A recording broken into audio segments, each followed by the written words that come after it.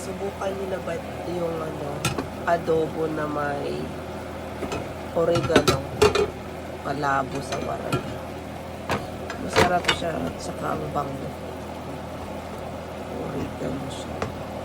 Lagyan ko siya ng oregano sa halip na baby. Ang bango niya.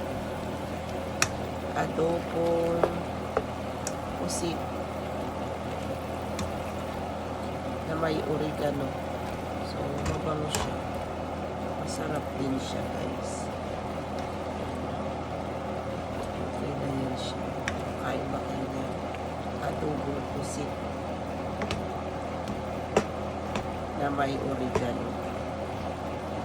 Bango ng amoy. Dami ko kasi oregano hindi nagagamit. So, trinay ko siya dito sa adobo.